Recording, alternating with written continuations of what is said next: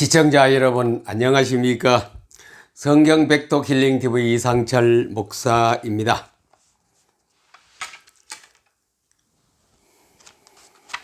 지금 우리나라는 저는 이런 글을 한번 써보았습니다. 우리나라가 풍전등화라 바람 앞에 등불이라, 그렇게 한번 제목을 한번 달아보고 생각을 했습니다. 바람 앞에 등불입니다. 내일 일을 잘 모릅니다. 1년 후에, 한 달 후에 나라가 어느 쪽으로 갈 것인가, 참 갈피를 잡기 힘드는 현재 상황입니다. 좋은 길로 가면 얼마나 좋겠습니까? 그러나 잘못된 길로, 나쁜 길로 가면 어떡합니까? 살 길은 살아야 되겠고, 마지못해 사는 그 삶이 아니죠, 그거는. 그래서 죽음보다 못하다 안 그럽니까? 그런 삶을 갖다가. 죽음보다 못한 그 삶을 제가 현장 속으로 한번 잠깐 읽어드려서 소개하겠습니다. 죽음보다 못한 그 삶. 예레미야해가 2장 20절에서 21절에 보니, 여호와여 보시옵소서, 주께서 누구에게 이같이 행하셨음는지요. 여인들이 어찌 자기 열매 곧 그들이 낳은 아이들을 먹으며 제사장들과 선지자들이 어찌 주의 성소에서 죽임을 당하오리까. 엄마들이 아이를 먹고, 제사장들이 평소에 얼마나 존경받습니까? 지도자로서, 하나님의 거의 대리자로서, 대사로서 그들이 교회당 안에서 죽임을 당하고, 우리가 또 오늘 교회당 안에서 목사들이 다 죽임을 당하는 게 목을 다 베는 기라. 늙은이와 젊은이가 다 길바닥에 엎드려졌사오며, 엎드려졌단 말이 뭐며 죽었다겠죠. 늙은 사람이나 젊은 사람이나 길바닥에 다 쓰러져 죽어 있습니다.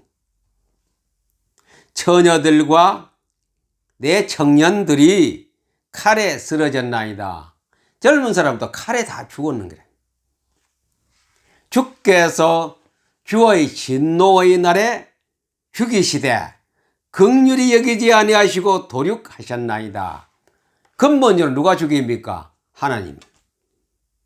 젊은이나 나이 많은 사람이나 어린아이나 하나님이 크게 진노하셔서 다 도륙하셨나이다. 다 죽였다.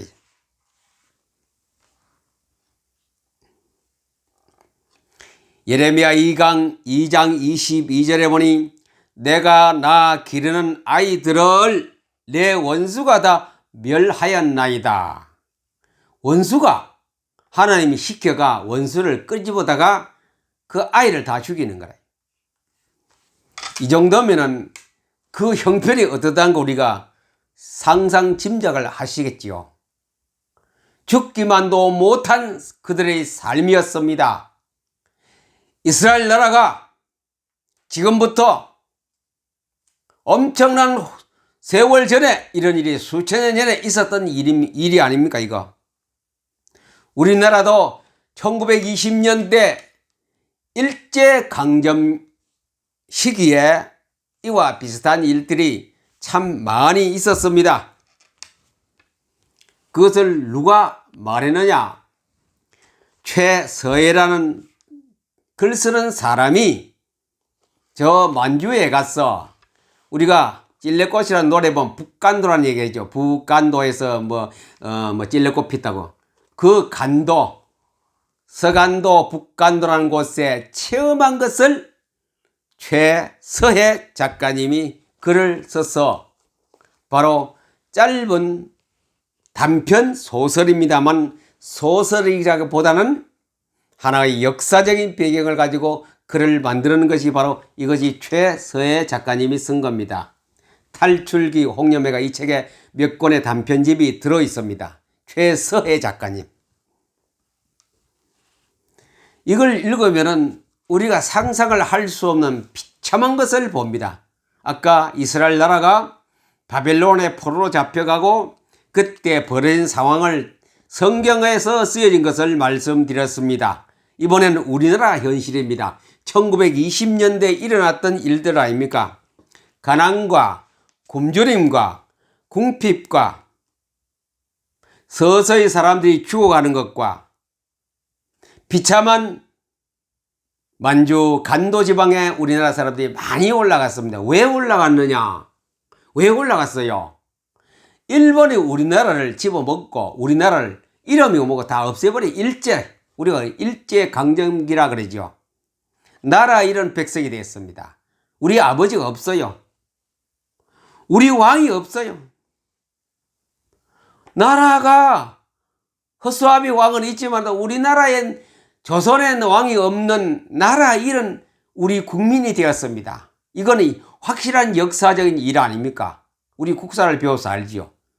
이런 일이 우리나라에 있었는데 그때 만주의 간도지방에 가서 이 최서해라는 분이 직접 거기서 살았습니다. 간도에 가서 우리 교포, 우리 이주간 동포들하고 거기서 같이 먹고 고생하고 자고 굶고 아프고 고난당하고 그걸 그대로 글로 썼는 것이 소설이라기보다는 사실적으로 그것을 보고 기록한 것이 바로 이 책입니다. 최서해 작가가 쓴 겁니다. 그 전 시간엔 또 일주일 전에 제가 읽은 책이 최만식 작가가 쓴 것이 있습니다. 이것은 국내에서 일어난 일입니다.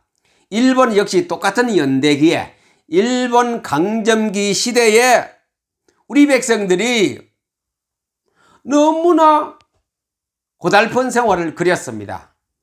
이 두 권의 책을 보면은 전부 피입니다. 피. 고생의 피, 말도 못하는 피. 얼굴에는 윤기가 없어요. 뼈와 껍질만 남은 우리 동포들이라, 우리 동포라기보다는 우리 바로 선배였습니다. 우리 할아버지, 정조 할아버지 할머니들이 그런 생활을 우리나라 얼마 전에 했습니다. 오랜 세월도 아닙니다. 한 70년 전에 60년 전에 그분들이 다 그렇게 살은 이 땅 사람들입니다. 대한민국의 민족들입니다. 배불리 먹지 못하고. 제가 1947년생 아닙니까? 1950년, 1960년, 1970년대까지 저는 배고픈 시절에 살았습니다. 얼마나 배가 고팠느냐? 학교에 가면 도시락 사온 사람이 학생들 우리 반에 몇 명 안 돼서 몇 사람 없었어요. 거기도 도시락이란 것은 뭐냐? 전부 꽁보리밥. 여름에 보리 타자 가면 꽁보리밥. 쌀은 한 톨도 없이 그런 걸 사가옵니다. 반찬은 뭐 있습니까? 된장 하나 떡 찍어 놓으면 그거 끝이라요. 소금하고 밥 먹는 거와 똑같죠. 그런 생활이 1950년대, 1960년대였습니다. 그때 학교에서 운동 가시는 사람 학생 한 사람도 없고 가방 맨 사람도 없고 뭐 보재기 사과 노트가 있습니까? 연필이 제대로 있습니까? 그런 시기가 1960년대였습니다. 저희 세대는 지금 1은 넘은 사람은 그 시대에 살았던 것입니다. 배가 얼마나 고픈지 학교에서 조사를 하면요, 영양실조가 50% 넘었어요. 우리가 눈으로 봐도 표가 납니다. 얼굴에 이런 게 허연 버짐이 생겨요. 가루가 뚝뚝 떨어지는 거 피부에. 그런 영양실조로 통해서 나타나는 피부병입니다. 현상입니다. 문둥이도 아니고. 우리가 버짐이라, 버섯이라 경상도 그렇게 말했습니다. 그런 시대가 1960년대, 1950년대. 저희 동네에 전기가 들어온 것도 1970년도에 중반에 들어왔어요. 제가 장가를 가서도 우리 집에 전기가 없었어요. 그런 시대에 우리는 그때 옛날에 우리 선조에 비하면 우리는 아무것도 아니겠죠. 그런 시대에 우리가 불과 얼마나 됐습니까? 얼마 안 됐지요? 1990년 아닙니까? 1970년 것도 뭐 빼기 하면 얼마 전이죠. 얼마 안 됐지요. 얼마 전에 우리 선배들, 우리 동포들은 그렇게 살았습니다. 그 앞에까지 나라 없는 백성으로 사니 고생이 이만저만 아니었지요. 봄 되면 못 먹어서 귓불이 뒤에 이게 쭉 들어갔어요. 살이 없기 때문에 근육이 없어요. 뼈와 가죽밖에 없는 그런 시대에 우리가 살았던 시절이 바로 엊그제였습니다. 나라 없는 백성 비참합니다. 왜 제가 오늘 이 말씀을 끄집어냈을까? 우리나라가 풍화등잔이라고 그랬습니다. 나라가 없어지면 어떻게 돼? 이런 꼴이 됩니다. 아무리 요즘 잘 살다가 보면 나라가 없으면 더 하겠지요. IT 산업을 통하여 우리가 너무나 잘 사는데 나라가 없으면 더 해버립니다. 얼마나 그 사회가, 그 단체가, 그런 통치가 무서운지 우리는 나라 없는 백성으로 살아가는 그 현장을 책을 통해서 읽어봐야 됩니다. 죽음의 수용소라는 책이 있고, 나는 말랄라였다는 책이 있고, 안나의 일기를 읽어보시면은 나라 없는 백성이 어떤 서러움과 어떤 고통과 어떤 피말리는 생활을 하는 것인가 책을 통해서 알아야 됩니다.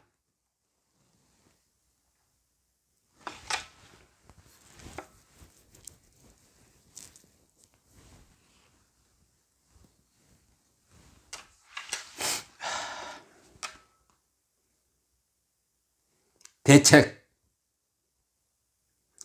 우리나라가 다시 소생할 수 있고 회생할 수 있고 기사회생할 수 있는 길은 하나밖에 없습니다. 다른 길 많이 없어요.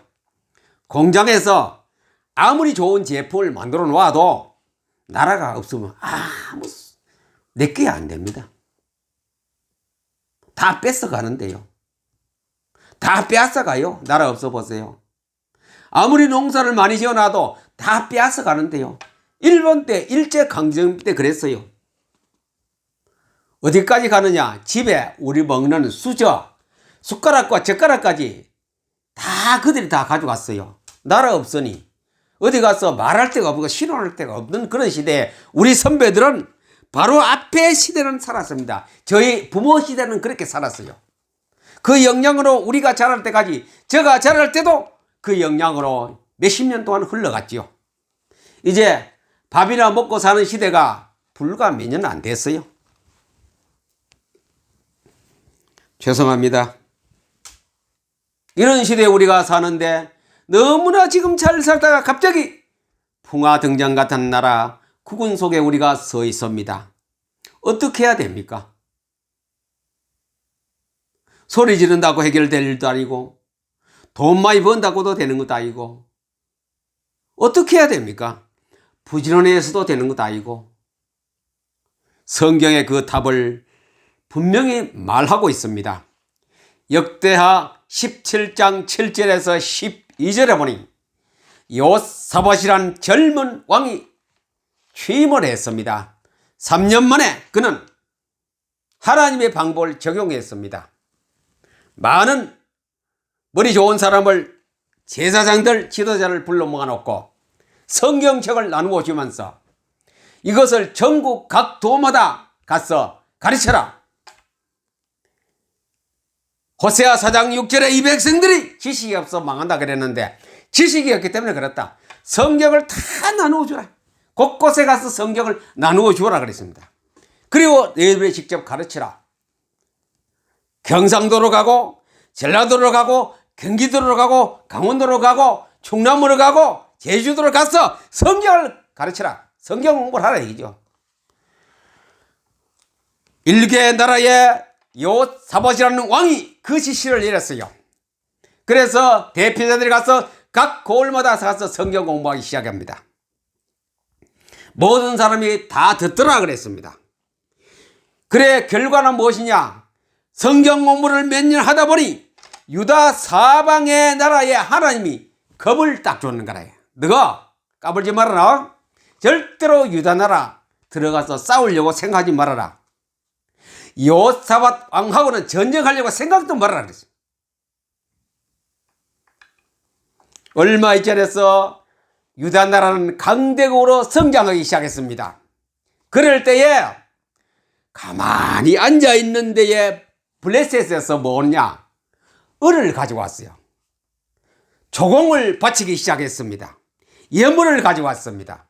그리고 또 아라비아 사람들이 순양을 가져오고 염소를 가져왔습니다. 7,700마리를 가져왔어 유다 나라를 가만히 있는 데 섬겼습니다. 그래서 유다 나라는 요사밧이 점점 강대하고 유다가 견고한 국고성을 짓고 요새를 만들었습니다. 이것이 나라 살리는 길입니다. 뭐가요? 말씀운동이야. 제가 누누이 말씀드린 것, 말씀운동을 통하여 나라가 부강해지는 겁니다. 개인이 부강하면 나라도 부강해지거든요. 나라가 부강해집니다. 원수의 나라 블레셋이 조공을 쉽게 말하면 뇌물을 가져왔습니다. 이것이 국가를 지키는 길이요. 풍전등화 같은 우리나라가 살아가는 길이 이거밖에 없어요. 말씀운동, 성경공부. 성경을 어떻게 보고 읽을 것인가에 대해서는 제가 포토리딩과 BM독서법과 마인드맵 하는 것을 4월 전부터 하는 것이 여러분이 유튜브 들어가서 다시 찾아 리피트 해보세요. 그리고 다음 시간은 칠판을 갖다 놓고 모니터를 갖다 놓고 직접 또 처음부터 설명을 할 것입니다. 그거는 쉬운 방법이요. 돌아가면서 하는 방법입니다. 그것을 통하여 우리는 풍전등화 같은 이 나라를 다시 세우고 건설하고 산업이 성장하고 경제가 성장하고 국력이 신장되는 그런 나라로 만들어 갑시다. 우리부터 시작합시다. 방송 보시는 여러분들부터 시작합시다. 여러분들이요, 이 말씀운동에 여러분이 협조하면은 조만간에 우리는 수년 내에 부흥하게 됩니다. 부흥할 수 있는 기판이 우리부터 시작됩니다. 여러분들이 다 거기에 동참하는 자 되기를 우리 주 예수 그리스도 이름으로 축복합니다. 감사합니다.